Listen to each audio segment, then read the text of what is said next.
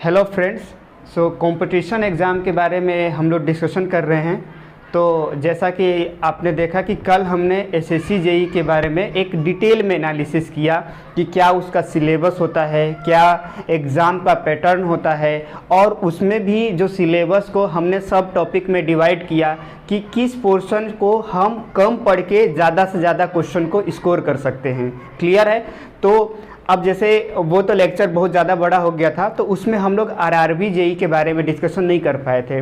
तो आज का जो हमारा जो डिस्कशन रहेगा वो आरआरबी जेई के ऊपर रहेगा कि इसका भी क्या पैटर्न होने वाला है एग्ज़ाम का, क्या इसमें सिलेबस पूछते हैं, और उन सिलेबस में जो अलग अलग जो टॉपिक्स हैं उनका क्या वेटेज रहता है। तो चलिए आइए हम लोग आज देखते हैं आरआरबी जेई के लिए।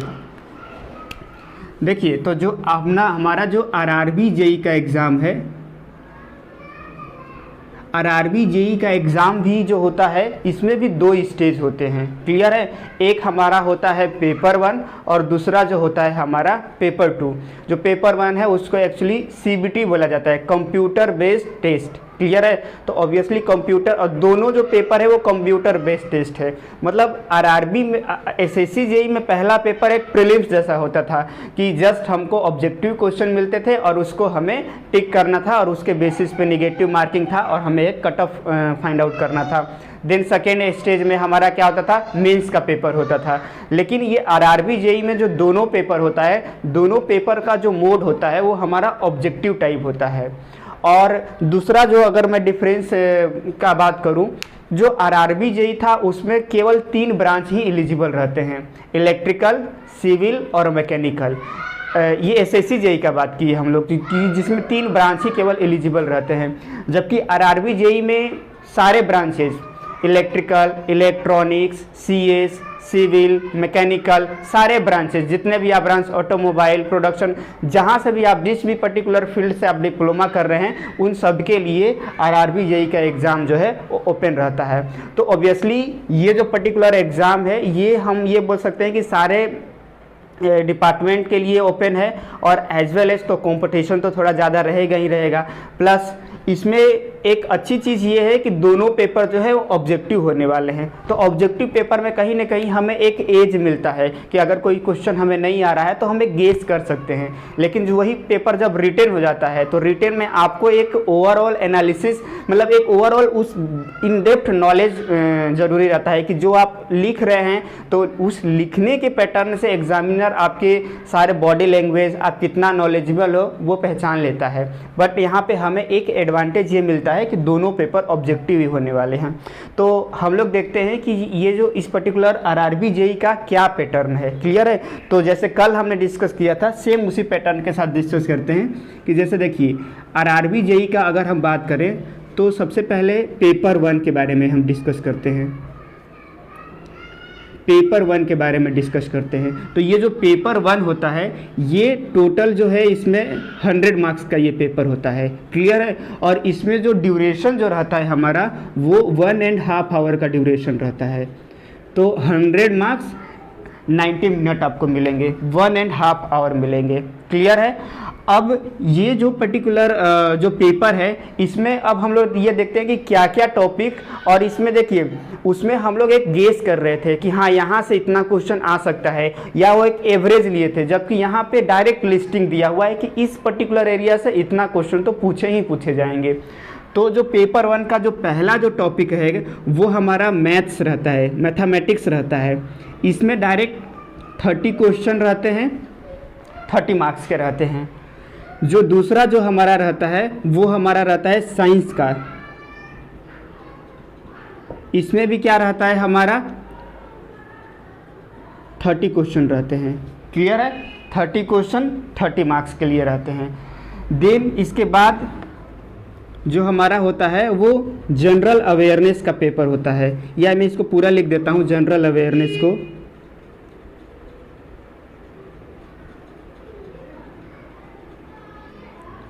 इसमें जो है हमारा जो क्वेश्चन है वो 15 मार्क्स के होने वाले हैं। जनरल अवेयरनेस से 50 क्वेश्चन होने वाले हैं और 50 मार्क्स इसमें अलॉटेड रहेंगे। जो दूसरा है वो हमारा जनरल इंटेलिजेंस, या इसको रीजनिंग में बोलते हैं, उससे होने वाला है, जिसमें हमें 25 क्वेश्चन और 25 मार्क्स के पूछे जाते हैं। क्लियर है? तो इस तरीके से आप देखिए 30, 30, 60 और ये 40, तो टोटल हमारे कितने हो गए? 100 हो गए। 100 क्वेश्चन 100 मार्क्स हो गए। तो ये हमारा पेपर 1 का पैटर्न है।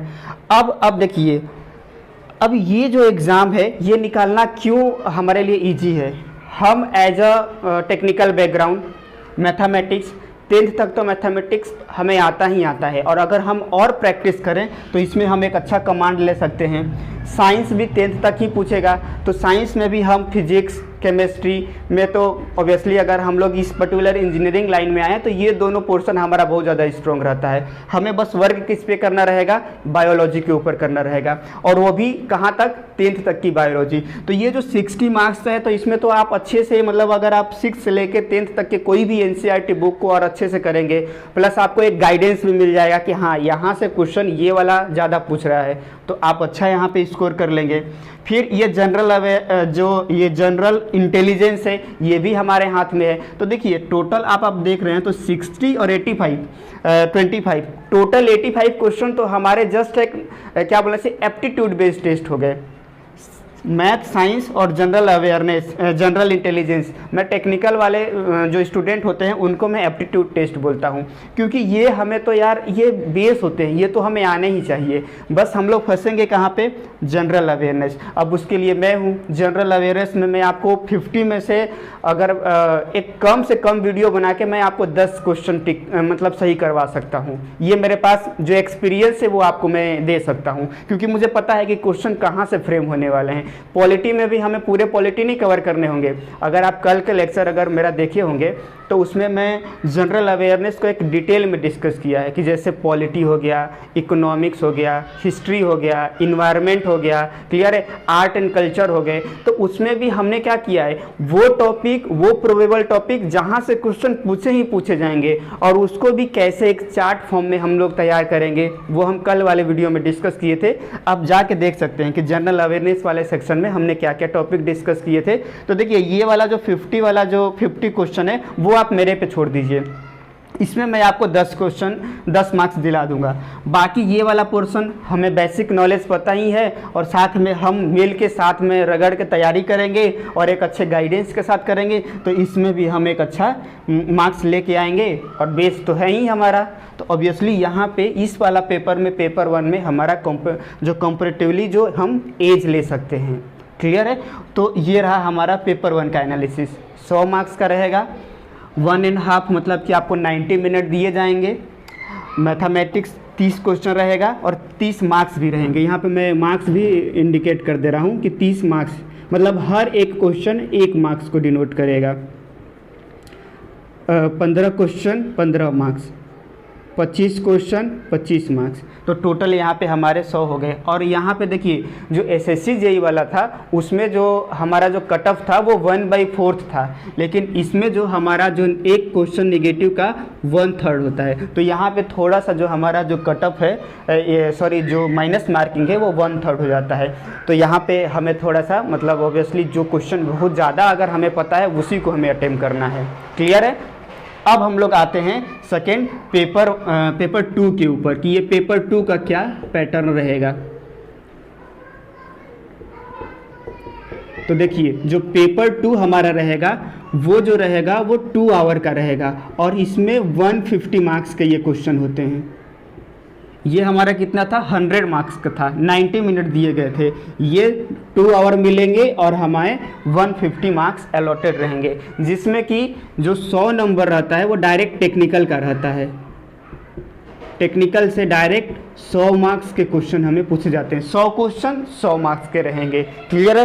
तो ये वाला पोर्शन अभी हमारा बचा हुआ है, तो हमने ये सोचा कि पहले हम लोग जो जब सबके लिए जो कॉमन है उसका लेक्चर बना लें, उसके बाद टेक्निकल, तो जैसे सिविल के लिए, मैकेनिकल के लिए, इलेक्ट्रिकल के लिए, इलेक्ट्रॉनिक्स के लिए कैसे हम टेक्निकल पोर्शन को बहुत अच्छे से तैयार कर सकते हैं, उसका आगे आने वाले जो लेक्चर रहेंगे उसमें हम आपको प्रोवाइड कराएंगे। क्लियर है? तो देखिए इसमें 150 में आपको तो 100 मार्क्स डायरेक्ट टेक्निकल से मिलने वाले हैं। उसके बाद जो है यहाँ पे अगर आपने तैयारी किया हुआ है तो उसका वहाँ पे एडवांटेज मिल जाएगा। बोलिए कैसे? वो ऐसे मिलेगा, ये जो जनरल अवेयरनेस वाला क्वेश्चन है जो यहाँ पे 15 क्वेश्चन पूछ रहा है 15 मार्क्स का, ये सेम चीज़ वहाँ पे रिपीट होने वाले है। यानी कि हमें क्या मिलने वाले है, जनरल अवेयरनेस का भी यहाँ पे 15 मार्क्स को यहाँ पे डायरेक्ट हमें मिलने वाले हैं। अगर इसका मतलब ये है कि अगर यहाँ पे हमारा ये तैयार हो गया है तो वो हमारा यहाँ पे भी काम आने वाला है, पेपर 2 में भी काम आने वाला है। क्लियर है। इसके बाद देखिए ये साइंस है, तो यहाँ पे साइंस में हम 3 चीज़ पढ़ रहे थे, फिजिक्स, केमिस्ट्री, बायो। क्लियर है। अब यहाँ जो पेपर 2 में हमें केवल फिजिक्स और केमिस्ट्री पढ़ना होगा, फिजिक्स प्लस केमिस्ट्री पढ़ना होगा, और वो कितने मार्क्स के रहेंगे, 15 मार्क्स के रहने वाले हैं। क्लियर है। तो देखिए यहाँ पे ये दोनों जो क्वेश्चन दोनों जो मतलब टॉपिक है वो कहीं ना कहीं हमको 30 मार्क्स यहाँ भी देने वाले हैं। तो अगर मेरा टेक्निकल अच्छा है और ये यहाँ पे मैं अच्छे से तैयार करके रखा हूँ तो यहाँ पे मेरा एडवांटेज रहा। अब इसके बाद देखिए ये जो जनरल अवेयरनेस है, तो इसमें मैं आपको बताया था कि हम लोग जियोग्राफी और इन्वायरमेंट वाला पोर्शन देखने वाले हैं। तो यहाँ पे क्या हुआ है कि क्योंकि मैंने कल भी डिस्कस किया था कि आजकल इन्वायरमेंट इतना ज़्यादा इम्पोर्टेंट हो गया है, हर जगह पे 2 कंट्री आपस में रिसोर्सेज के लिए, हर चीज़ के लिए लड़ रहे हैं। क्लियर है। तो इन्वायरमेंट इतना ज़्यादा इम्पोर्टेंट हो गया कि हर एग्ज़ाम में उसका वेटेज बढ़ा दिया गया है। अब देखिए यहाँ पे इतना आप सिग्निफिकेंस ऐसे भी समझ सकते हैं कि यहाँ से अलग से 10 नंबर इन्वायरमेंट से क्वेश्चन आएगा, पॉल्यूशन के ऊपर क्वेश्चन आएगा। तो यानी यहाँ पे हमें क्या पढ़ना होगा, basic environment plus pollution. Pollution के ऊपर में डायरेक्ट हमें 10 मार्क्स मिलने वाले हैं।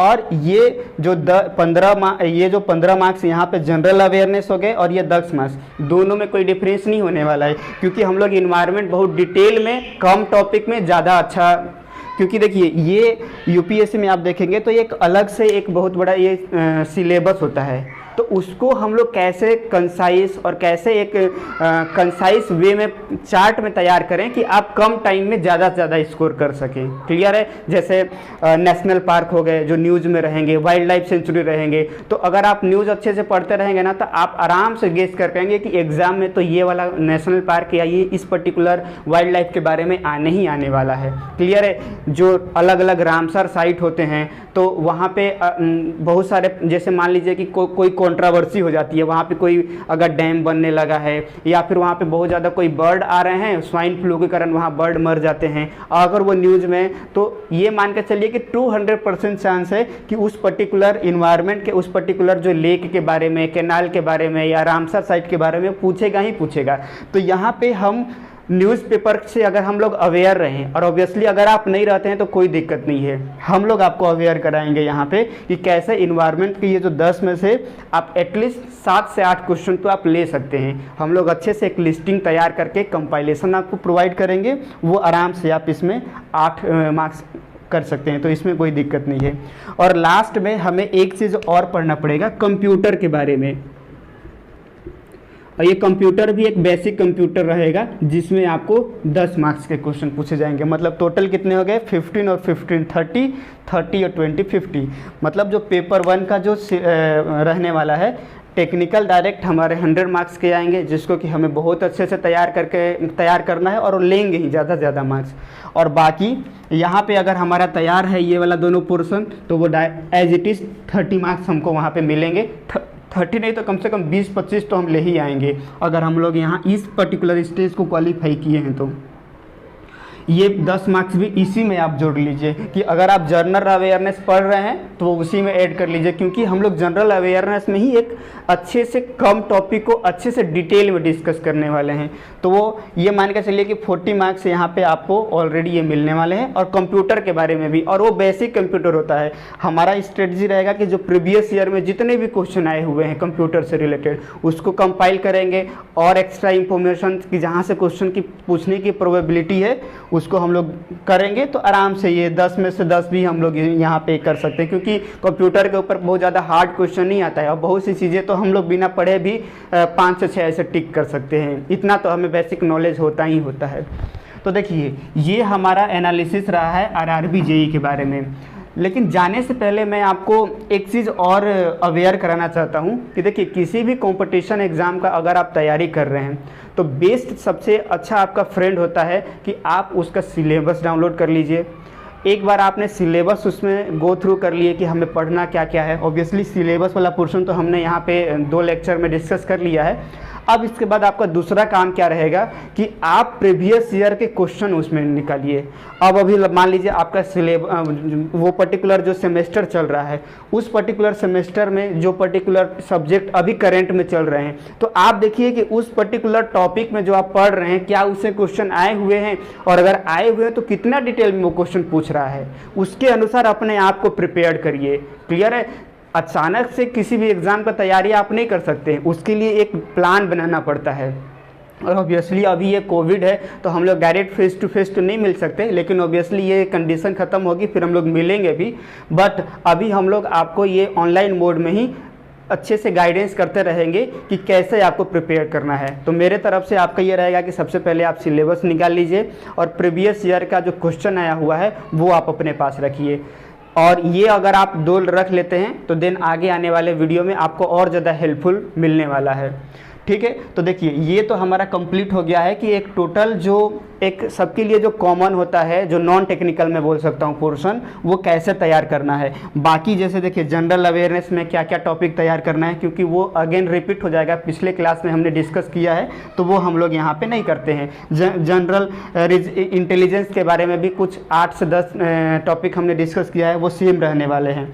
बस हमने ये देखा कि मास का डिस्ट्रीब्यूशन क्या है। अब नेक्स्ट क्लास में हमारा वीडियो किस पे रहने वाला है कि जो अलग अलग ब्रांच है, जैसे सिविल है तो सिविल में भी किस पर्टिकुलर सब्जेक्ट्स पे ज़्यादा वेटेज देता है, SSC JE as well as RRB JE, तो उसके ऊपर हमारा लेक्चर होने वाला है।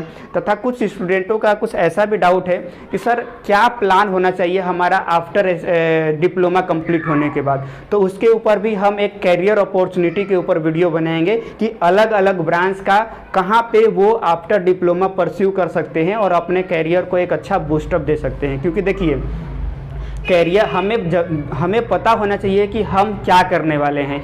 हमेशा लाइफ में एक शॉर्ट टर्म गोल होगा। शॉर्ट टर्म गोल अभी क्या होगा कि हम कैसे सेमेस्टर को कंप्लीट करें, कैसे हम डिप्लोमा कर रहे हैं तो उसको अच्छे से अच्छे मार्क्स से पार करें। लेकिन एक लॉन्ग टर्म गोल भी होना चाहिए जो हमें पहले से प्रिपेयर करना होगा और उसके अकॉर्डिंग हमें क्या करना पड़ेगा, अपने आप को तैयार करना होगा। तो अगला जो लेक्चर रहेगा वो हम लोग कवर करेंगे कि क्या अपॉर्चुनिटी होगा, कैरियर अपॉर्चुनिटी होगा हमारे डिप्लोमा स्टूडेंट का, और दूसरा चीज़ रहेगा कि टेक्निकल का क्या वेटेज है और उसको हम कैसे तैयार करें। ठीक है, तो चलिए नेक्स्ट लेक्चर में मिलते हैं। Okay, thank you.